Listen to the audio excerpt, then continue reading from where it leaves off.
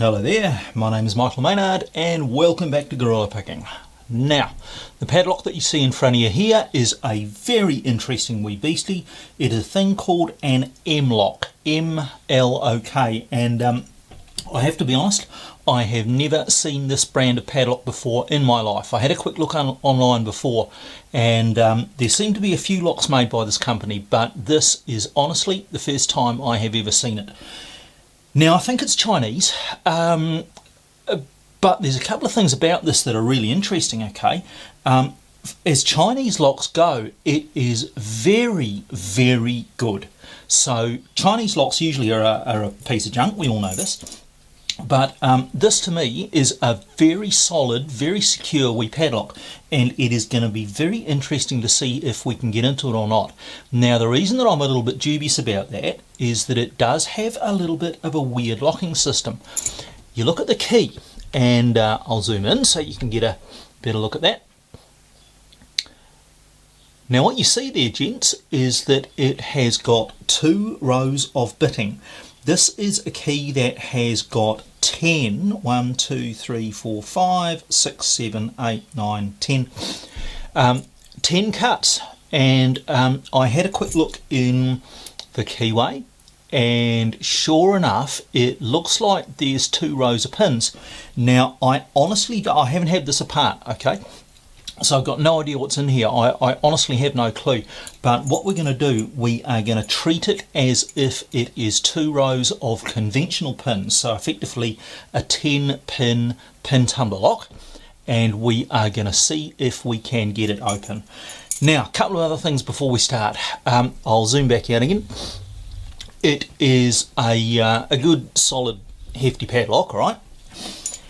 It has got what looks to me like a €0.5 in there, so you can see that there's what looks like a €0.5 kind of a core. Key goes in.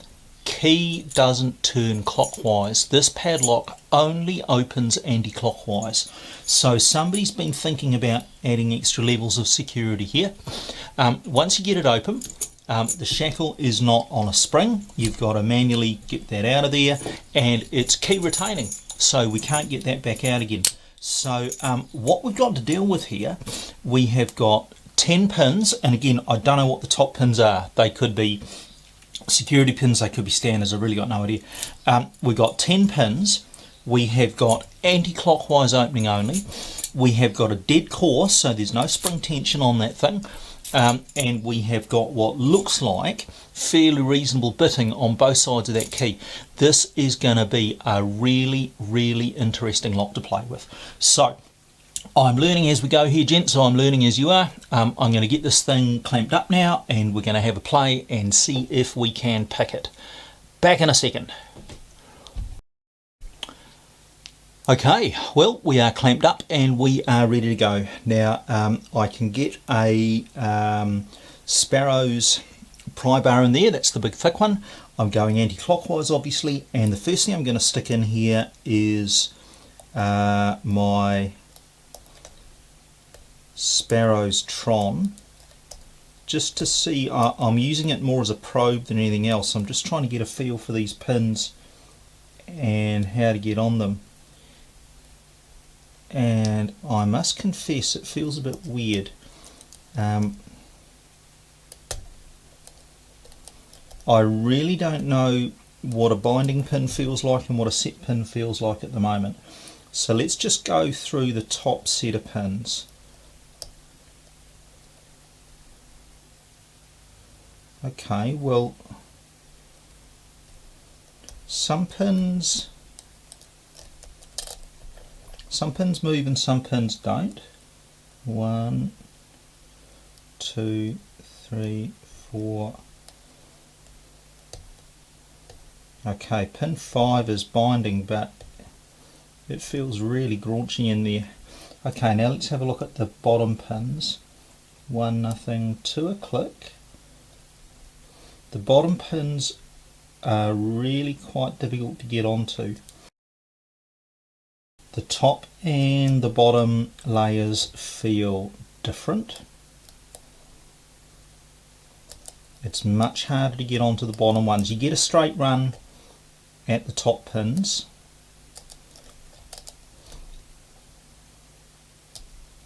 I've really got no clear idea what I'm feeling down on these bottom ones, but what I'm looking for is a false set or really any movement on the core to tell me that I'm going in the right direction.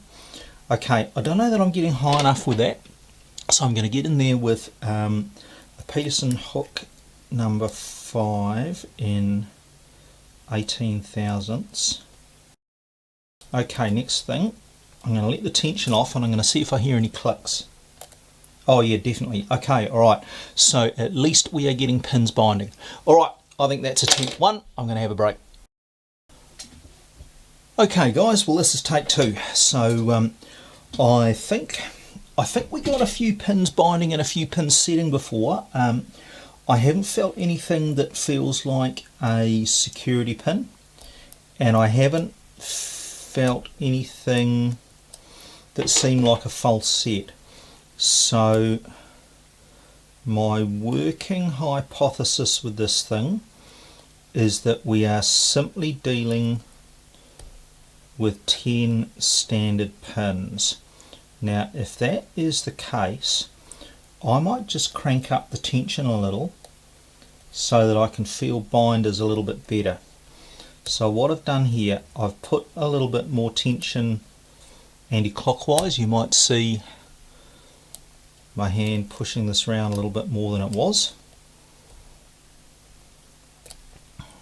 And I'm now trying to find a pin that feels neither set nor springy, because it'll be our binder clearly, and that's the one that we need to work on. So I think I've exhausted the top row. Let's just have another feel for these bottom ones. Okay, yeah, definite click out of pin 3 on the bottom. Alright, I think I'm getting some pin setting here.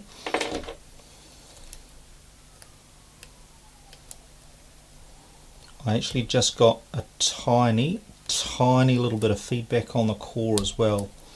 So I think maybe we're on our way to an open here. I'd be pleased if I get it on just the second attempt, but you never know. Okay, I'm not getting anything else binding up the top, so now let's look down the bottom again. Oh yeah, massive pin set down there.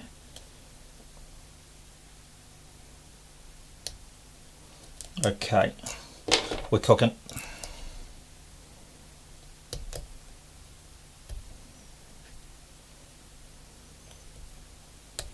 What's going on?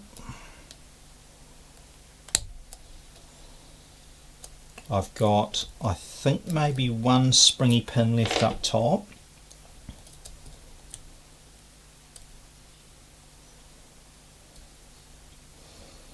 But I can't. I think I just got to click out a 1 on the bottom. Oh, there we go, we got it open. Okay, that felt like 10 standard pins. So I just want to take a photo of that so that I can show the guy who supplied it to me. Shit, I haven't got my phone, hang on. Right, now, having had a break to take a photo and send the guy on Facebook a picture, now what we got to do is disassemble this and see if what it felt like is in fact what it is. So I think we're probably safest locking this back up again.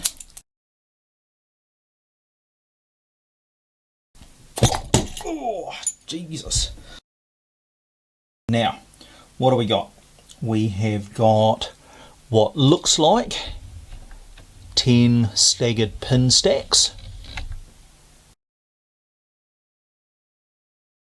Okay, I think we have got a pinning window on the side.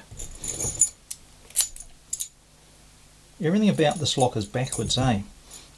Let's just see what I'm dealing with here, guys. There's a little pin here, and I'm thinking maybe that we can have a look at the very least the key pin simply by doing that.